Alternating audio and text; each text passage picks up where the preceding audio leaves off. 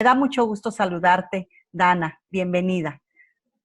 No. Gracias a la invitación. Gracias por la invitación. Me da mucho gusto conocerte. Yo te he leído, nos hemos leído y es un verdadero gusto estar aquí. Gracias, Dana, te lo agradezco mucho.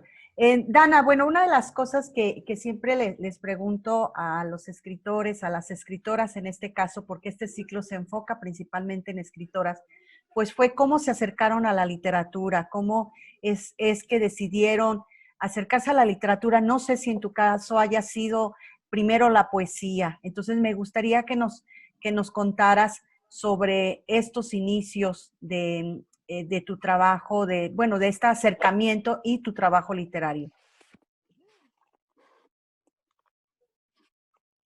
Mira, lo primero que yo hice en mi vida,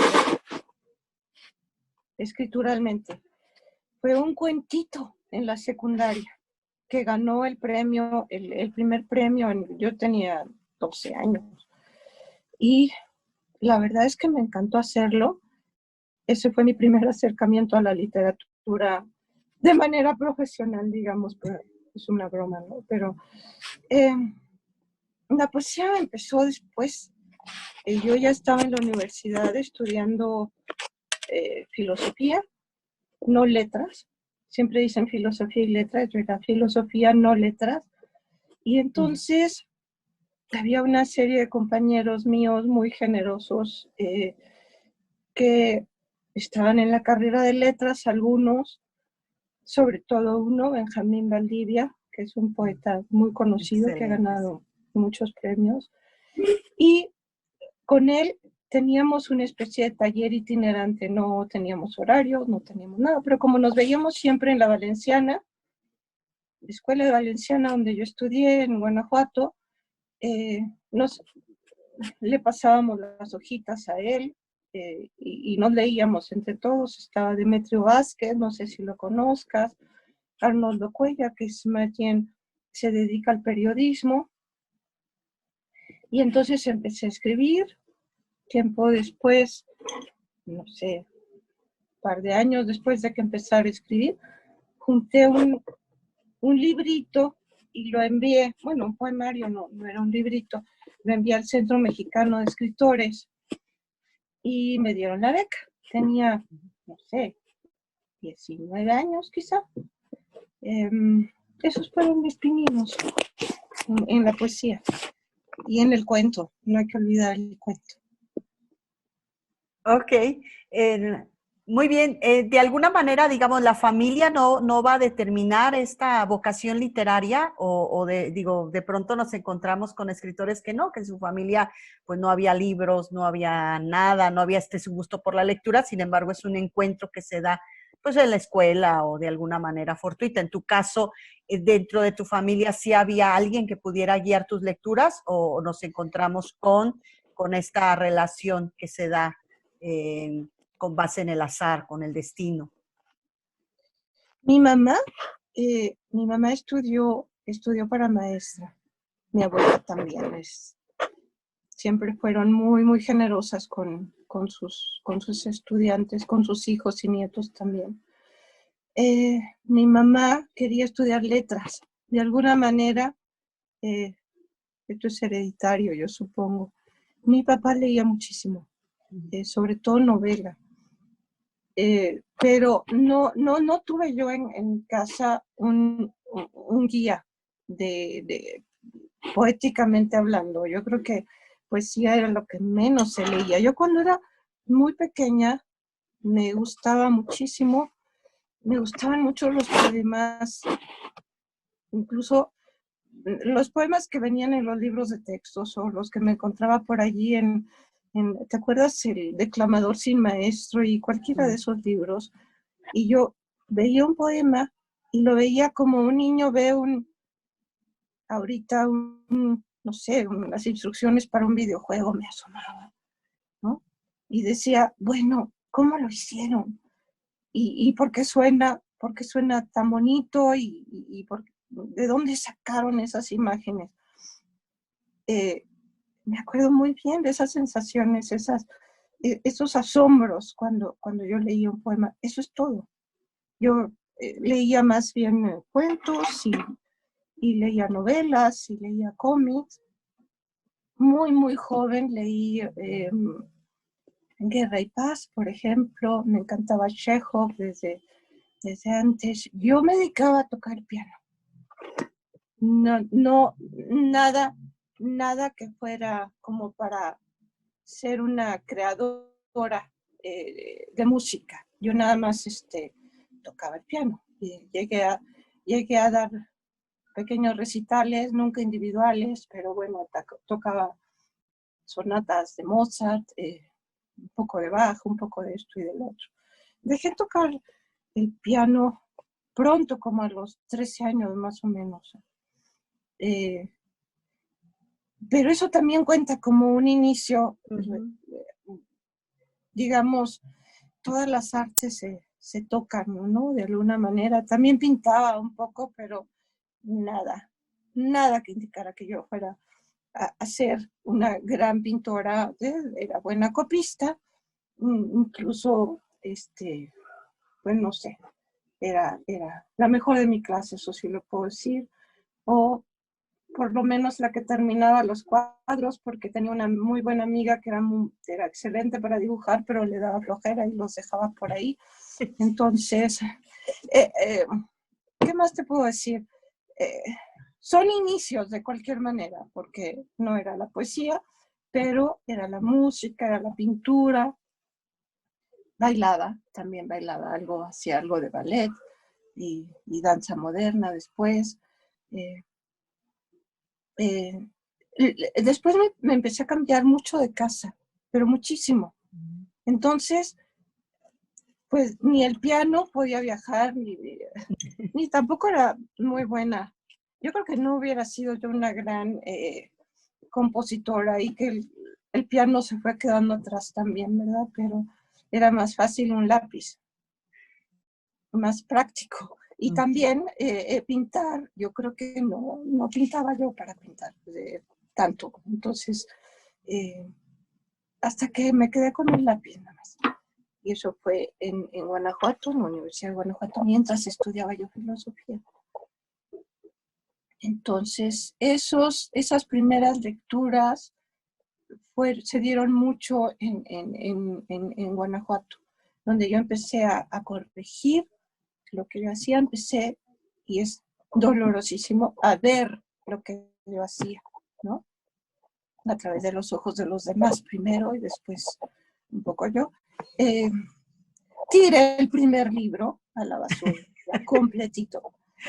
Y algunos otros los he tirado, quiero que sepas, ¿eh? No, no los guardas como para decir, a lo mejor rescato algo de ahí. No, ay, qué bárbara. Wow. No, ¿por qué? Porque de alguna manera fueron un fracaso y fueron muy dolorosos, eso sí te quiero decir, penosos. Entonces, con uno de esos, todavía no estaba yo muy consciente del medio ambiente y todo eso. Lo que más o menos cómo fueron dándose estos libros, estas publicaciones, y bueno, tú me comentabas del libro, del aprecio que le tienes al libro de Altos Hornos. Entonces, pues que nos platicaras un poquito cómo ha sido este tránsito entre tus libros. Bueno, mi primer libro fue Bajo un cielo de cal, y lo escribí. Es un libro totalmente misceláneo, es un libro también de aprendizaje. Tiene algunos poemas con los que me quedo, más de uno por fortuna.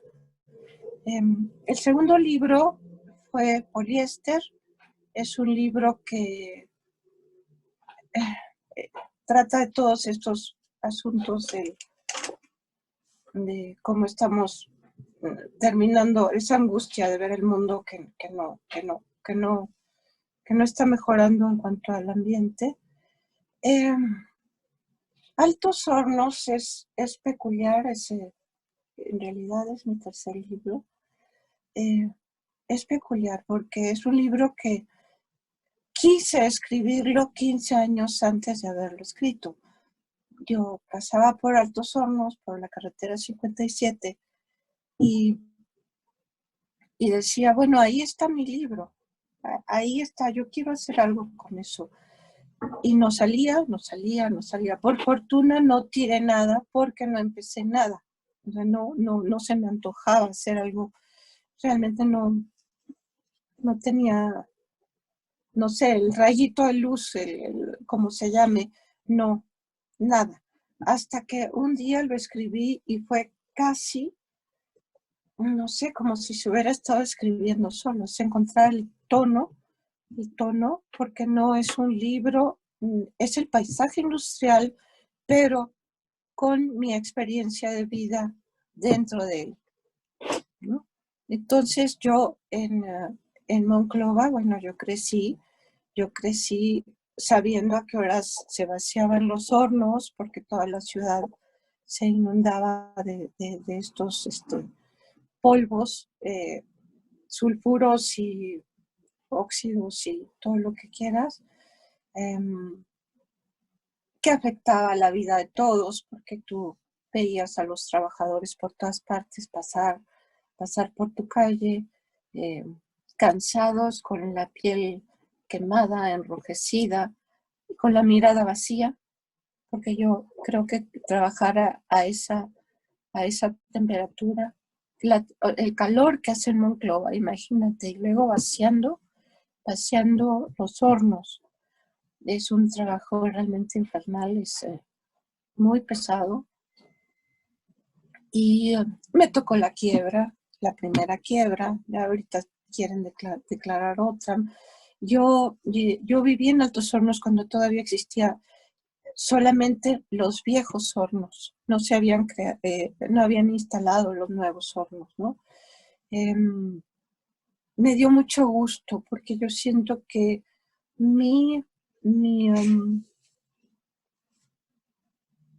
mi yo, mi yo está allí, en ese libro.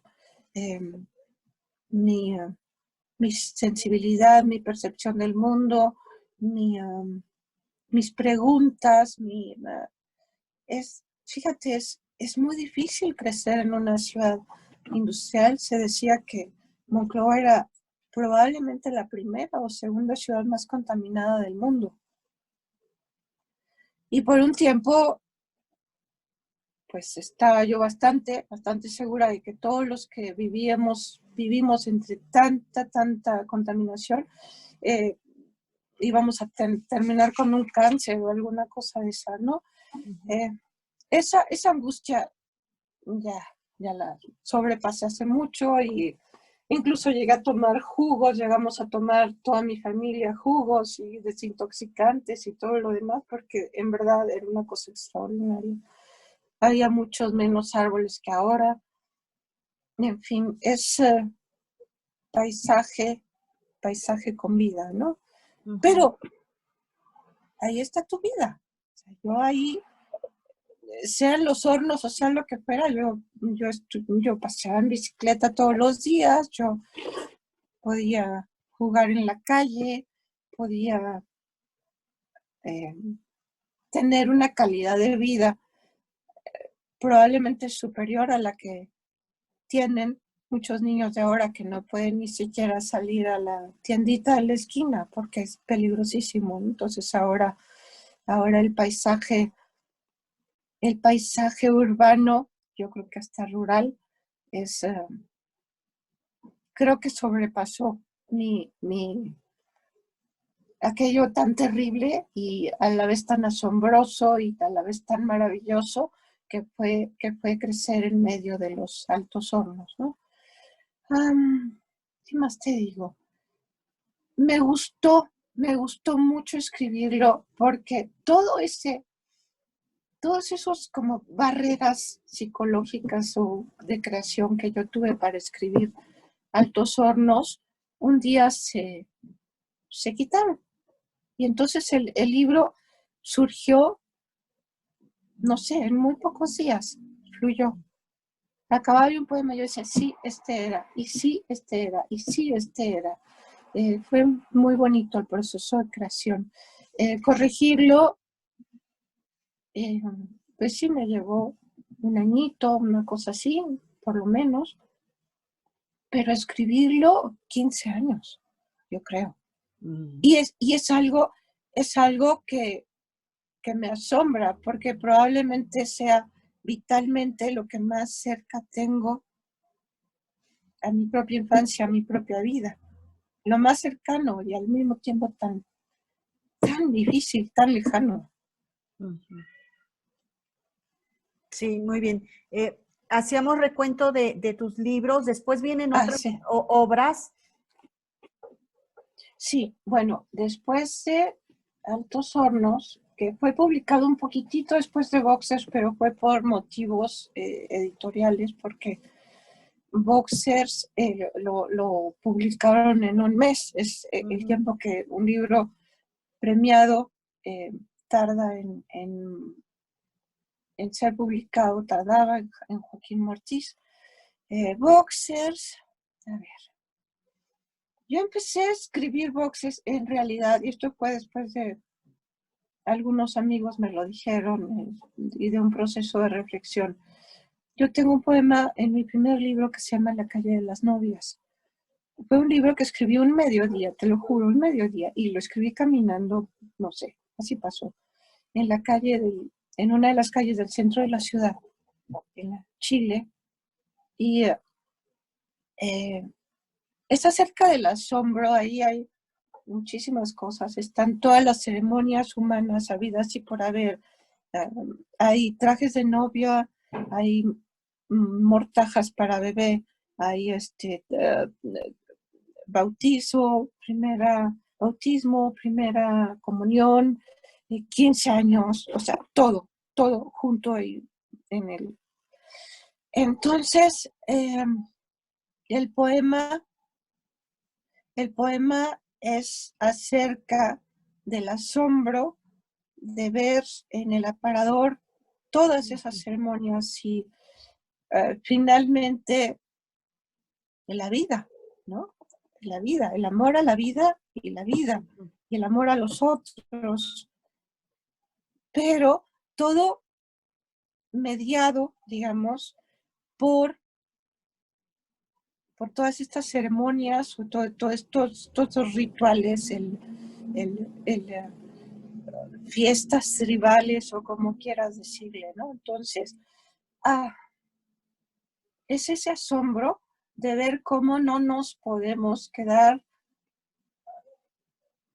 sin la ceremonia como seres humanos, no sé, es algo intrínseco desde siempre, bueno, desde siempre, desde que el Homo sapiens es más o menos sapiens, yo creo que hay sí, ceremonias, ritos, ¿no? Y todo esto.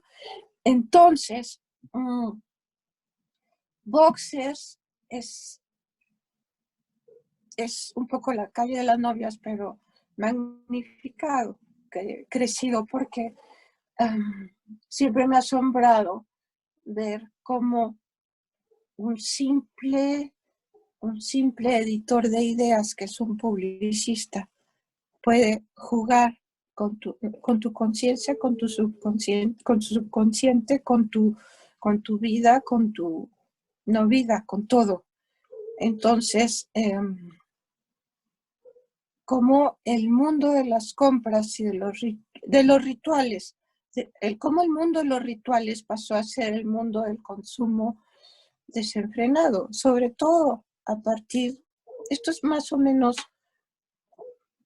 bueno, esto es siglo XX, pero con la creación de los malls, esto se volvió muy, muy, muy exacerbado, porque si antes había tiendas o era como algo más aislado, se fue concentrando, reconcentrando, y ahorita queda la experiencia del consumo como si fuera la experiencia del ritual, como si fuera intrínseca a los seres humanos. Yo me resisto a creer que eso sea verdad todavía. O sea, el mundo de la de la fiesta y del ritual o de la ceremonia, aunque no sea fiesta, sí, siempre ha sido parte de nosotros. Lo otro es demasiado nuevo, es demasiado reciente, es demasiado acendrado, es demasiado violento incluso. Es demasiada seducción. ¿Hasta qué punto nos dejamos seducir por ese mundo? Incluso el mundo, tú lo ves, el 14 de febrero, bueno, es el colmo de los colmos, porque tú necesitas comprar una tarjeta, bueno, tú no, pero el otro. pero los demás. Los demás.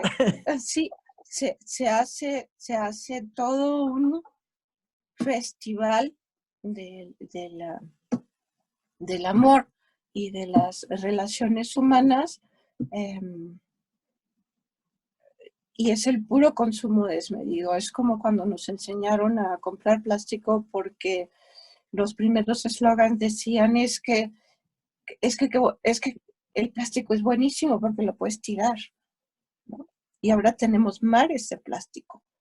Entonces el mundo de la seducción y el consumo y del amor mediatizado, mediado o comerciado por estos chicos listos que son los publicistas, me pareció interesante, por decirlo menos. Interesante y entonces, bueno, lo desarrollé como se desarrolla. Eso es diferente porque el tono es con la distancia que te da la ironía y el sarcasmo incluso. eh, Divertido, porque sabes que si estás haciendo, divertido pero amargo. Todo el mundo que ha leído Boxer me ha dicho, pero es que es como triste, finalmente te quedas con una sensación de opresión y de amargura. Sí es cierto, o sea, de diversión no hay mucho, porque si tú empiezas a decir, mira, es que el mundo es así, y mira, es que nos están convenciendo de no sé qué, entonces se vuelve panfleto, se vuelve tremendamente aburrido, y se vuelve aleccionador, y se vuelve, en fin, ese es Boxers, ¿no? Ahora que me pediste que hablara de mis libros, me di cuenta de que publicados libros de creación, de creación poética, solamente tengo 5. Tengo cosas que no he publicado, pero libros solo 5. El último libro, el más reciente, no es tan reciente, ya tiene rato, es un libro acerca de el poder y los medios. Ahorita que estamos viendo lo que sucede en Estados Unidos, con esa indignación, con ese asombro, con ese azoro, con esa rabia, bueno, con esos mismos sentimientos, quizá matizados o no de esa forma tan brutal como lo de Trump, que no se quiere ir, y a veces peor. ¿Cómo recibimos la noticia de que hubo esa masacre de los muchachitos argentinos que de la escuela se fueron en tenis a luchar por su patria en la Antártida, ¿no? Y cómo los degollaron los soldados enviados por esta cosa horrorosa que es Margaret Thatcher, ¿no? Entonces, de alguna manera, siguiendo con el tema de Boxers, con esto de que pareciera que en la modernidad la humanidad está prestada nada más, porque pareciera que somos nada más el producto, sobre todo en estas ciudades multitudinarias, porque en el campo y ni es cierto, en el campo no sabes qué bien le va a Trump, ¿no? pero pareciera que la humanidad ya no tiene, tiene un solo dueño, que es el de los chicos listos de la publicidad, o los chicos listos de Wall Street, o los chicos listos de los medios. Cómo se hace un icono, cómo ese icono llega a la mente, pero no a la mente, al sistema inmunológico de las personas, a la afectividad, al tuétano de las personas, ¿no? Entonces, este abuso de poder, de alguna manera es un abuso, porque ¿quién duda que Margaret Thatcher no era una abusiva, o Trump, o Michael Jackson? Todos a su manera han sabido. Es como, no sé cómo decirte, es como una sensibilidad macabra de invadirte hasta seducirte sentado en tu sillón y traspasarte y volverte un poco a un estado de esclavitud emocional. Entonces, ese poderío de los iconos, de las figuras mediáticas, me interesaba mucho. Y ese es Los trajes nuevos del emperador, pero llevo media hora hablando de eso y no dije cómo se llamaba el libro. Sí, lo iba a comentar ahorita. Muy bien. Ahorita me di cuenta. Los trajes nuevos del emperador. Sí, sí, busqué el título para ubicar. Vi que publicaste en el 2013 una antología personal en Monterrey, de Nuevo León, Versus, 1991-2011. Es la ficha que veo en el EM, en la Enciclopedia de Escritores Mexicanos. Esa no la conozco, fíjate, hasta ahorita sé de esa publicación. Hábitat. Ajá. Hábitat. Hábitat, ajá. Sí, es una antología poética, salió muy bonita, muy esmerada, muy cuidada. También hay otra antología personal, es personal, la antología personal la hice yo. Uh-huh. También Mediodía Blanco, que también salió preciosa, de la Secretaría de Cultura de Coahuila. Tengo otra pequeña antología que se llama, personal también, que se llama Aves del Paraíso, y es todos los poemas que de alguna manera expresan esa preocupación por el plan, por la tierra. Y acaba de salir una que hizo Rogelio Guedea, también salió muy, muy bonita, preciosa, y se llama Ponerse de Pie, una traducción del stand-up, la comedia, el stand-up, estos monólogos que tienen mucho de político, en fin, es sí. Muy reciente. Qué bien, Rogelio Guedea, pues también retomando nuestro diálogo de hace unos días, bueno, también escritor colimense, entonces Rogelio Guedea, pues muy querido para nosotros también, y el trabajo que hace. Gran escritor también. Sí, también, gran escritor, sí. Muy bien. Hablando, bueno, ya haciendo a partir de este recuento que haces de tus poemas, de tus libros, ¿consideras que han cambiado los temas de la literatura, sobre todo la literatura escrita por mujeres? O sea, ¿se han modificado sus temas, sus preocupaciones? ¿Hay mayor libertad? ¿Tú cómo lo ves a lo largo de pues todo este recorrido que haces?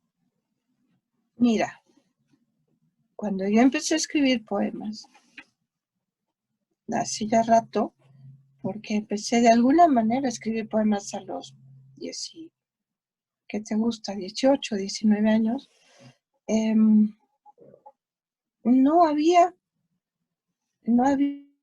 esta libertad poética, o yo no la sentía, pero yo sí llegué a oír a quien les enseñé mis poemas, sí llegué a oír,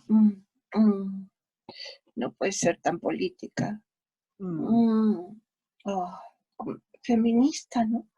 Oye, es así, fuerte, fuerte. La poesía, muy, muy,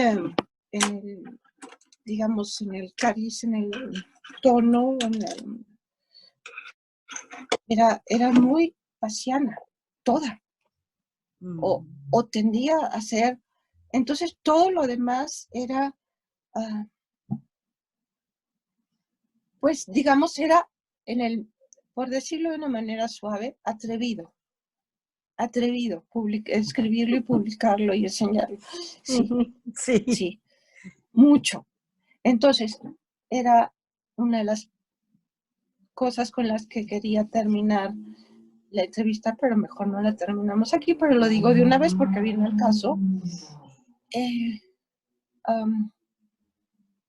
Hoy yo no siento esa tensión, no siento ese miedo de la gente a decir, oye, no es demasiado político, o no es demasiado incorrecto, no es demasiado incómodo lo que estoy haciendo, ya sea hablando de política o hablando de mujeres o hablando de cualquier tipo de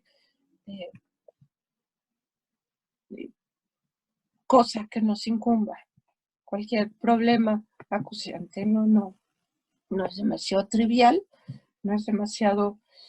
Ahorita nadie, la gente muy joven y la gente no tan joven se pregunta eso. Entonces yo me siento muy orgullosa que después de las primeras inseguridades, yo haya podido publicar siempre lo que no tiraba a la basura, por lo menos, que lo haya podido publicar y que eso haya servido de algo. Me da muchísimo gusto, no tienes idea. Me siento muy orgullosa. Y ahorita nadie tiene miedo. Nadie.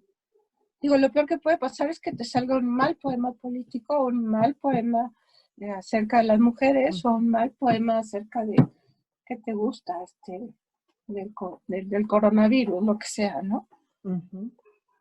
Sí, sí. Esta época del coronavirus, esta época que pues a muchos nos llevó a quedarnos en casa, digamos, ha modificado algo de tu trabajo en la creación, no sé, cambió tu dinámica.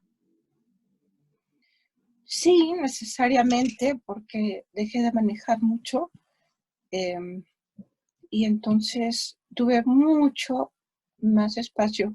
Ya ni siquiera te estoy hablando del tiempo, la energía, la concentración, la calma o lo que tú quieras para leer, sobre todo leer mucho y escribir también. Sí la cambió después de todos. Yo creo que ahorita todos tenemos miedo, a pesar de que las vacunas son prácticamente inminentes, todos tenemos miedo a pasar por un gripón en el mejor de los casos de ese tipo, en el mejor de los casos. Pero sí me dio cosas buenas en el sentido de que puedo tener el doble de energía porque manejar con el tráfico que había en esta Ciudad de México y con este sol, con estos embotellamientos, pues es muy desgastante. Entonces, sí, he aprovechado el tiempo, sí.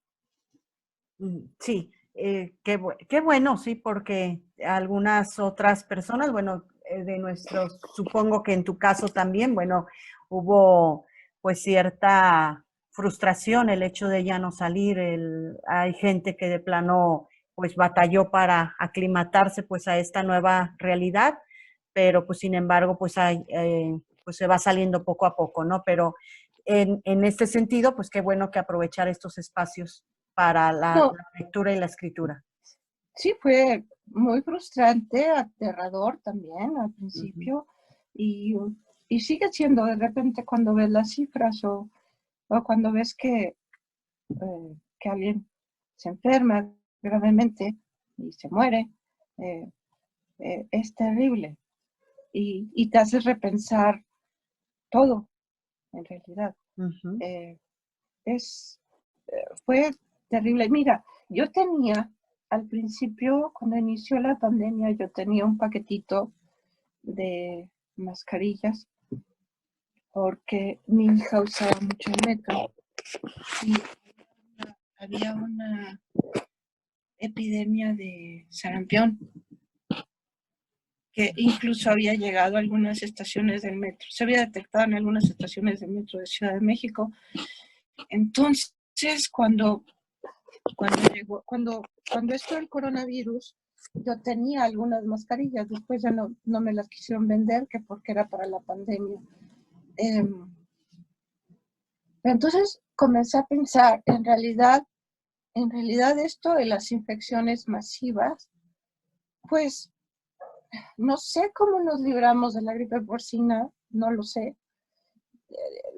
Otros, Medio Oriente, Asiática, lo que tú quieras, eh, no sé cómo lo hicimos, pero creo que ahora es muy posible que a partir de esta pandemia y en lo que nos enseña esta pandemia, ya sean no sé cómo decirlo, pandemia tras pandemia, la mega pandemia, porque si no va a ser el sarampión, va a ser otra cosa.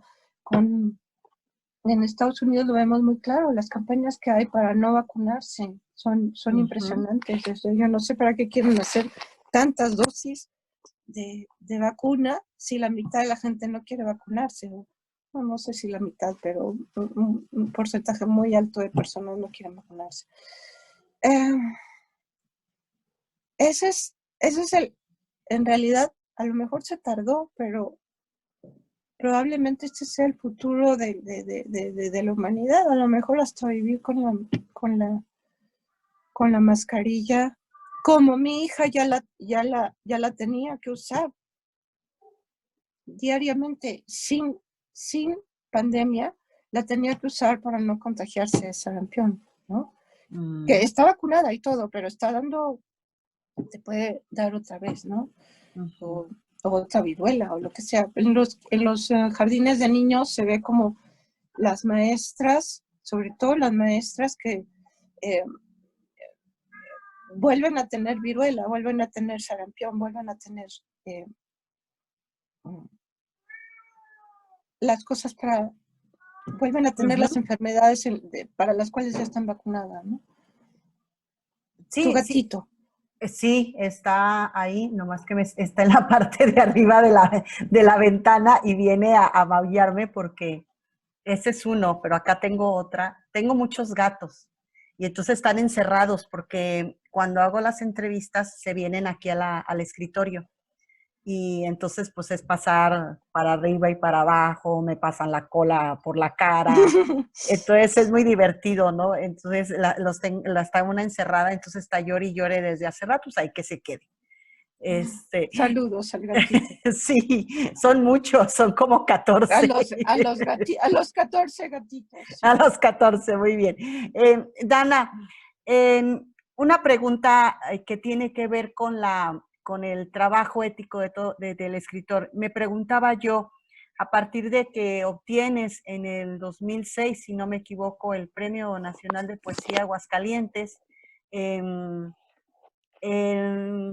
¿hay algún compromiso extra que haces con la poesía, con el trabajo ético en cuanto al respeto de tu obra, el respeto de los demás? Entonces, me gustaría que nos platicaras un poquito de eso. Entonces, el escritor debe trabajar con ética, fiel a tu propuesta, fiel a tu propia escritura. Eh, no sé, me gustaría que nos dijeras algo en torno a este tema. Bueno, yo creo que tener una, tener una ética en tu trabajo es algo necesario, pero no solo para los escritores, sino para todos. Y que creo que viviríamos en un mundo sí, mejor, o que por lo menos tuviera mejores posibilidades de sobrevivir, etc. Si te refieres, yo creo que la escritura debe ser fiel a tus propias preocupaciones, a tu propia voz, a tu propio, si se puede decir, centro como persona, ¿no?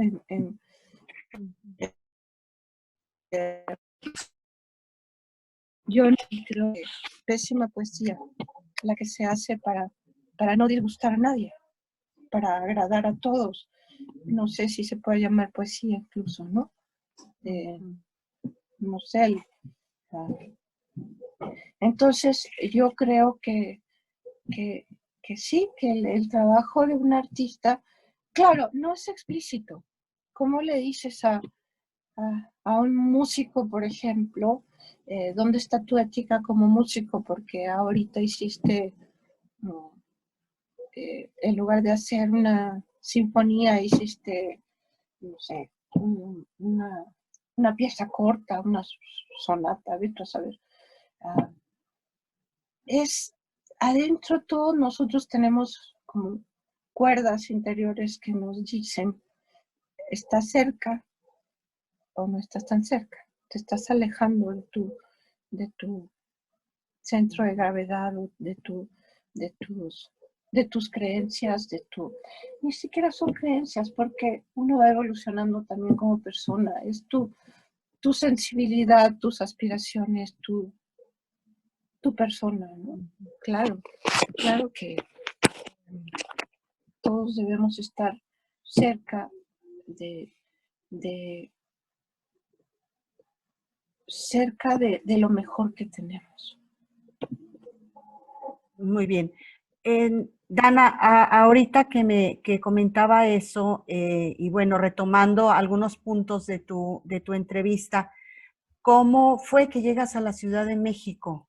O sea, que sales de Monclova y te trasladas a la Ciudad de México y ahí está tu estancia.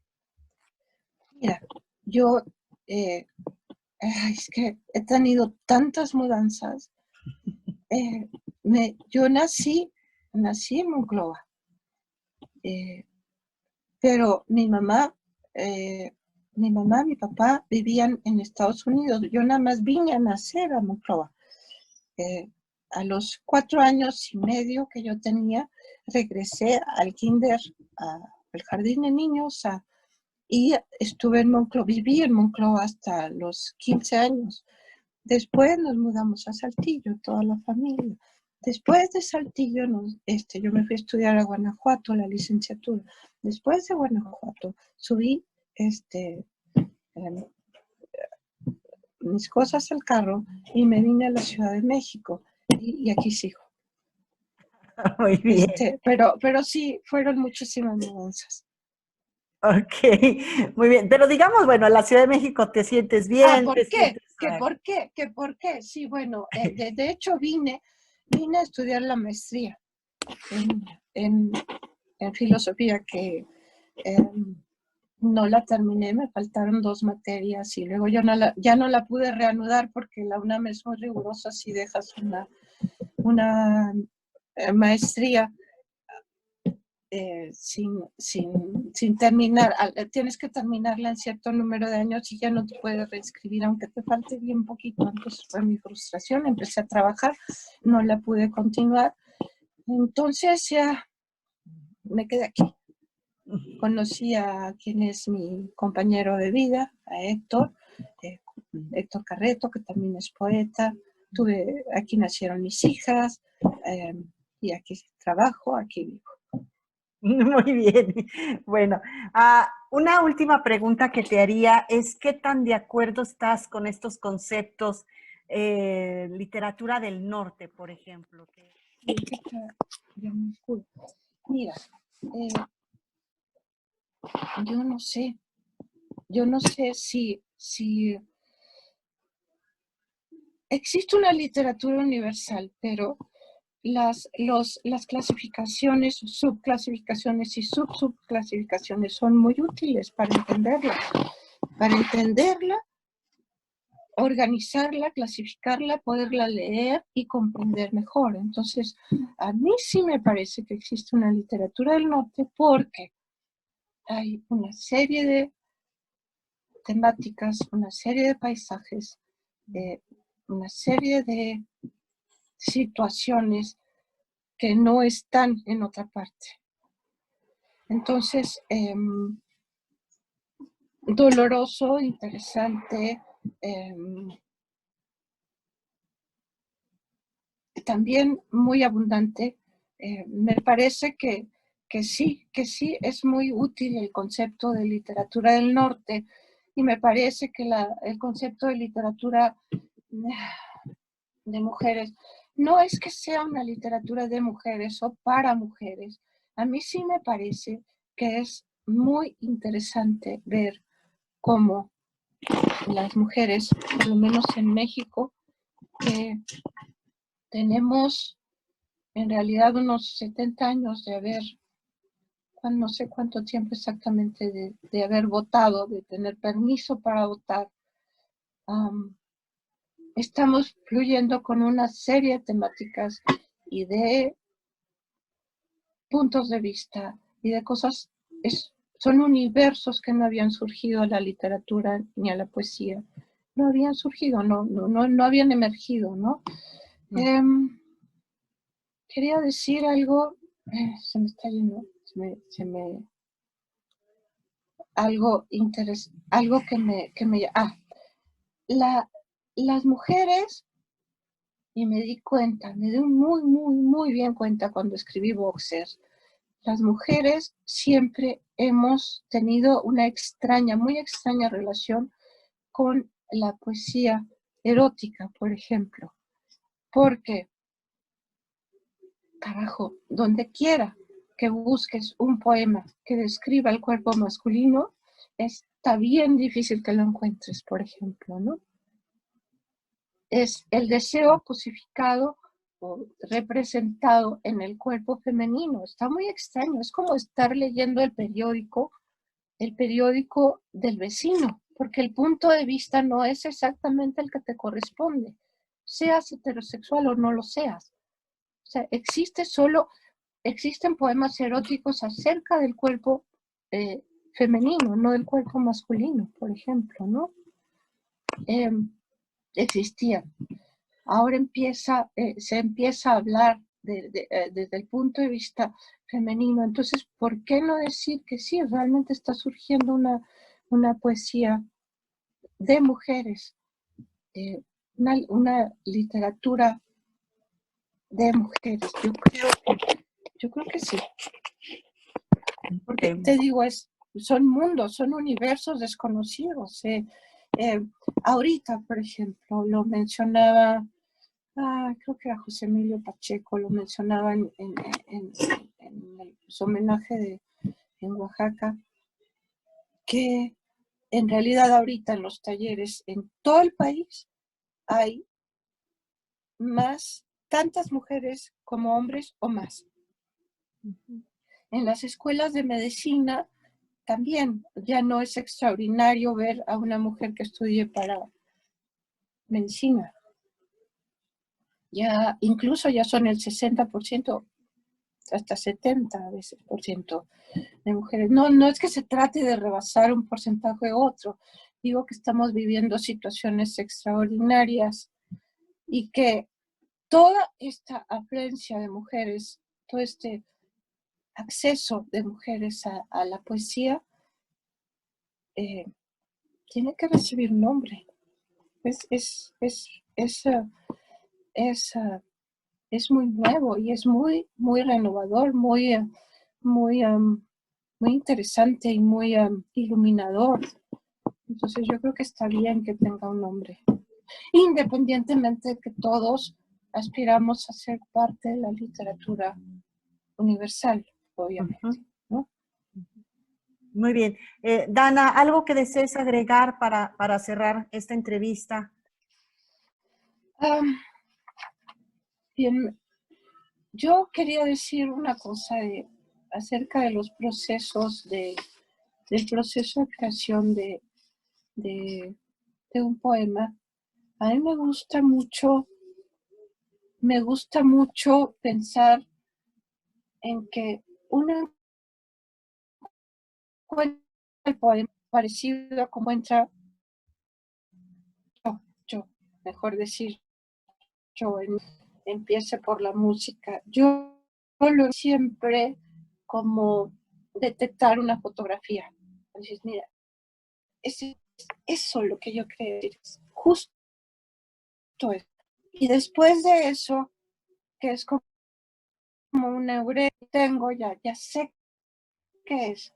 Después, el poema se realiza, se expresa, y después el poema reposa y es corregido, pero es más o menos como yo tengo acceso a la poesía.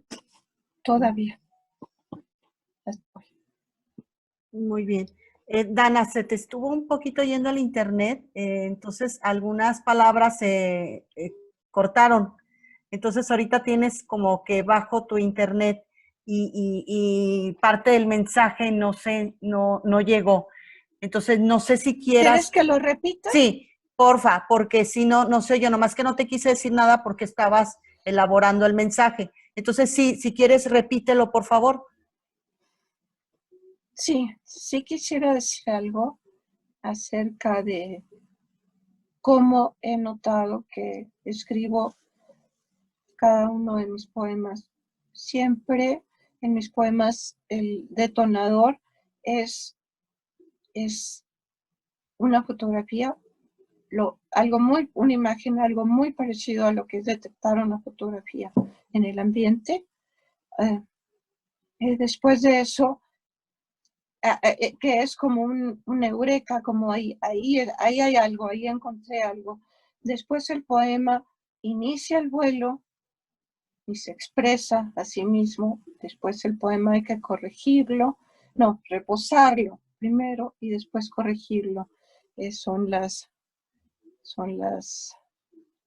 4 etapas que yo he notado en la escritura de mis poemas. Muy bien, Dana. Te había invitado a que nos compartieras algún poema, Sí, lectura, entonces pasamos a la lectura. claro que sí, muchas gracias. Mira, de Altos Hornos quisiera leer el poema número 10.